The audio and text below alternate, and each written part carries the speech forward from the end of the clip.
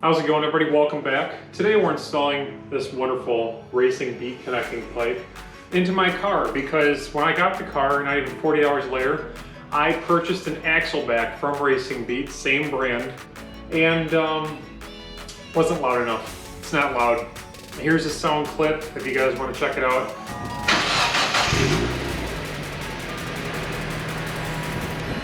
I have been asking the question, should I just go catless? And I did. So this is the Racing connecting plate. It is just a high flow resonator, and its diameter, I put here at the bottom of the screen, should increase the flow, should make a little more noise, a little more power, and maybe pop and bang because there's no cat. I haven't installed one of these in probably 4 or 5 years, so let's get to it.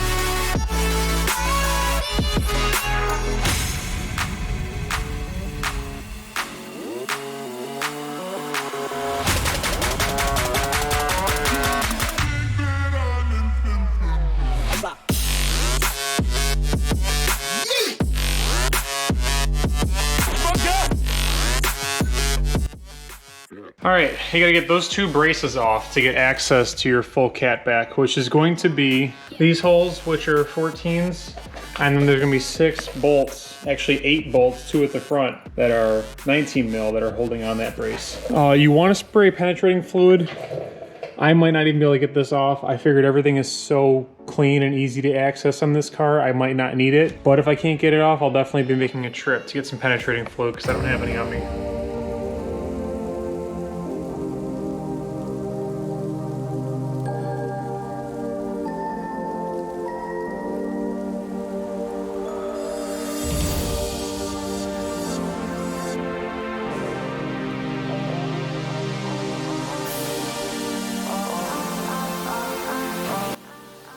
All right, that honestly wasn't too bad. It probably took me 20, 25 minutes. There is our connecting pipe. Doesn't look too bad. And all plugged up at least. I don't know if our other exhaust has an O2 bung. I'm gonna have to look into that. That might make things a little more difficult, so we'll see. All right, now that we got the exhaust off, it's time to weigh them and see how much weight we're saving, because I know we gotta be saving ourselves a lot of weight. The first one's 21.5 pounds. And this is 16.5, so we're saving 5 pounds. It seems like a lot more than that though. All right, we got the pipe in. So the instructions said this front butterfly brace was not going to fit with the stock pipe, and it very clearly does. It has lots of wiggle room. It's not gonna interfere with anything. The one that gave us a problem was the front of this rear brace.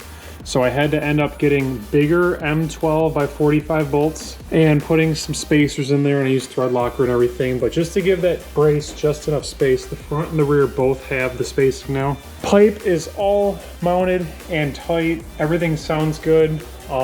There's one problem we're gonna have to address later, and that is the O2 sensor. So I am still street driving this car. It's not a track car.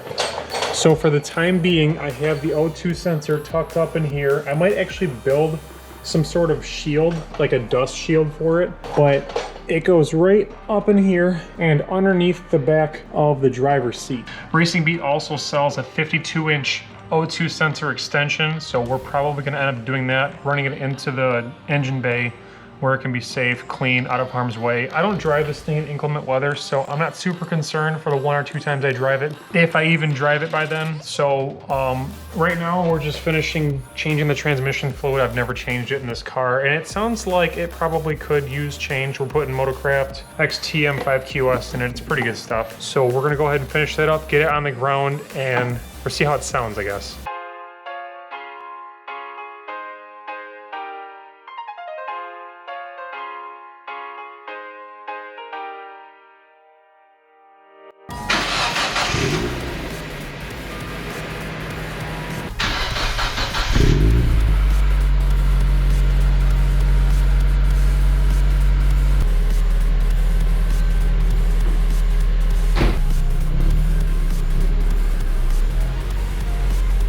The car is done. It's not much louder. It probably will run better, maybe have a little more power to it.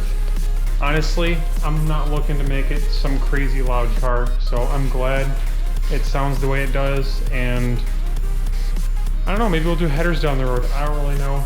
But guys, that's gonna do it for today's video. I'd like to thank you all so much for watching. Peace out. Keep turning those gears.